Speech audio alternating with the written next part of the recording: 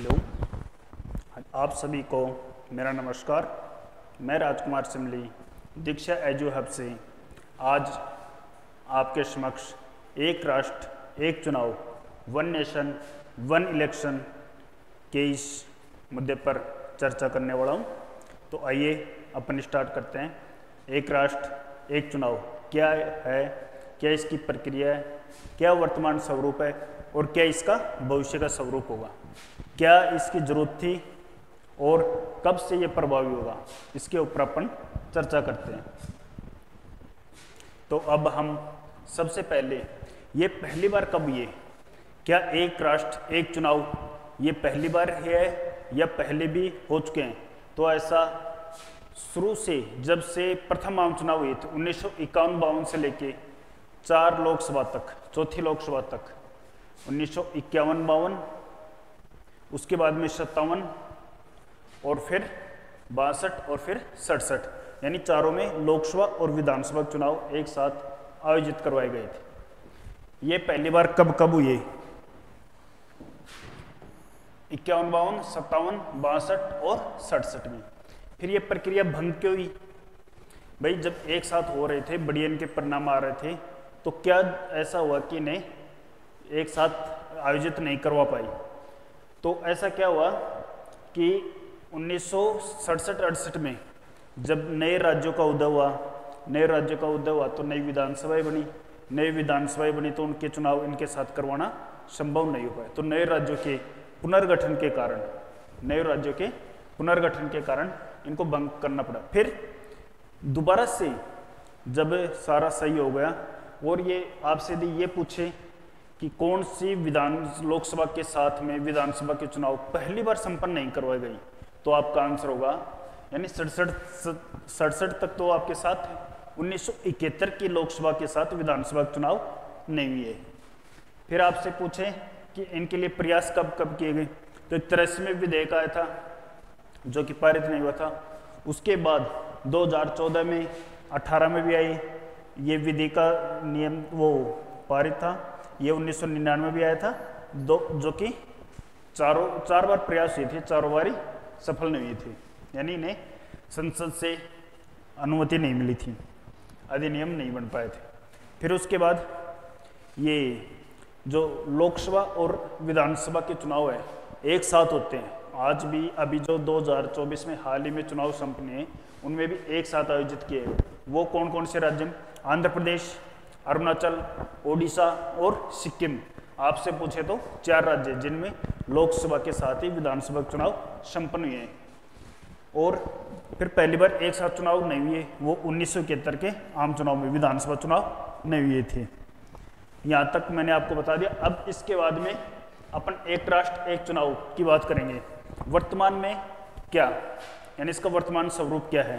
तो इसके वर्तमान स्वरूप की बात करें तो कैबिनेट की मंजूरी है वो मिली इसको 18 सितंबर 2024 को।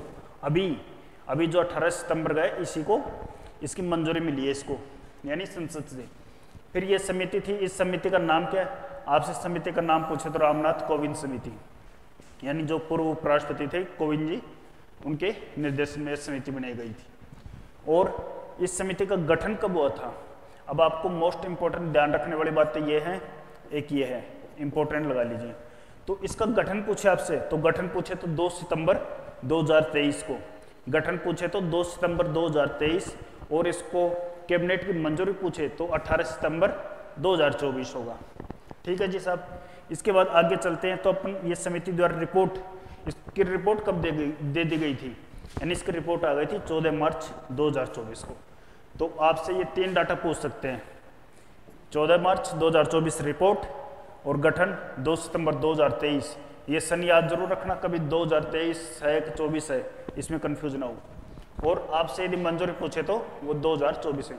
यानी पहले क्या होगा कि ये गठन हुआ है कि भाई हम ऐसा करेंगे, फिर उसके बाद क्या है, रिपोर्ट आएगी, रिपोर्ट आने के बाद फिर वो मंजूरी मिली उसे, ये प्रोसेस है। तो यानी 2 सितंबर 2023 गठन, रिपोर्ट 14 मार्च 2024 को, मार्च में रिपोर्ट आई, उसके बाद में सितंबर में मंजूरी मिली 18 सितंबर 2024 को।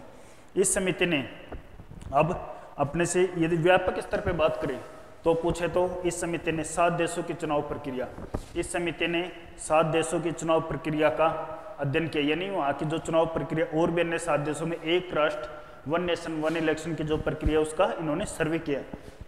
तो ये 7 देश थे, इन्होंने वो किया। उसके बाद में फिर आपसे यदि और पूछे कि इस समिति ने वर्ष 2029 से, न कि वर्ष 2024, यानी रिपोर्ट तो कब दिया, 18 सितंबर 2024 को, गठन 23 में, ठीक है, और रिपोर्ट दी थी 14 मार्च को 2024, और यानी पारित हुई है 18 सितंबर 2024 को।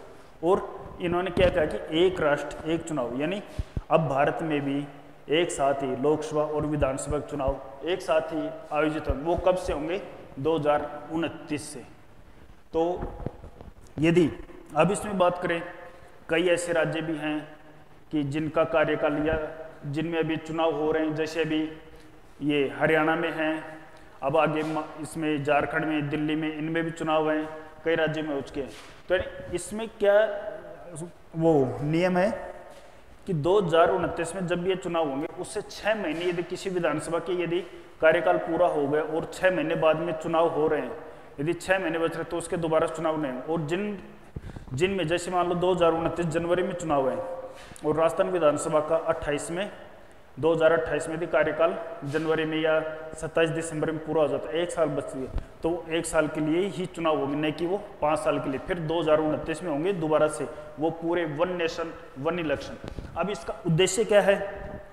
इसका उद्देश्य है क्यों न बार बार अलग अलग चरणों में चुनाव, उसकी बजाय एक साथ ही चुनाव। इससे क्या होगा? प्रशासनिक कार्यों में स्थिरता होगी, प्रशासनिक कार्यों के साथ ही लोगों के जो आवागमन है, विकास कार्य है, इनमें भी सुविधा होगी।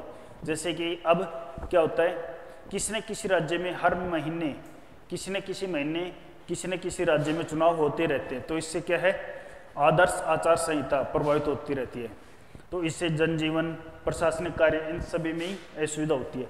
इसको मद्देनजर रखते हुए एक सबसे बड़ा कारण है क्यों करवाने चाहिए विधानसभा चुनाव और लोकसभा चुनाव एक साथ, सबसे बड़ी कर्ज को कम किया जाए, राजनीतिक पार्टियों को जो कर्जा दिया जाता है उसको कम किया जाए, और जो भी चुनाव होते हैं इनमें अलग अलग समय में अलग अलग चरणों में जो चुनाव होते हैं इस खर्च को कम किया जाए।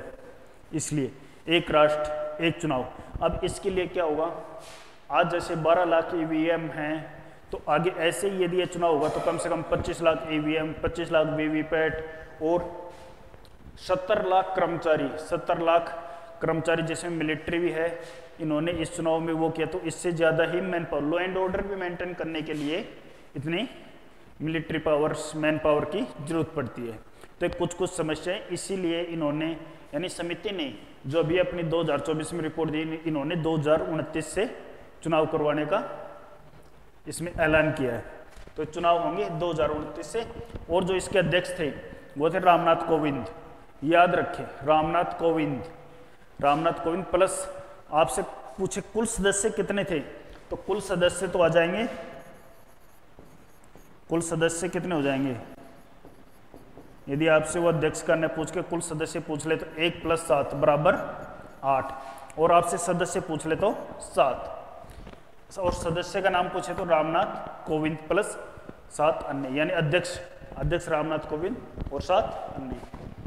थैंक यू जी। इसी के लिए आपका बहुत बहुत आभार, धन्यवाद, थैंक यू।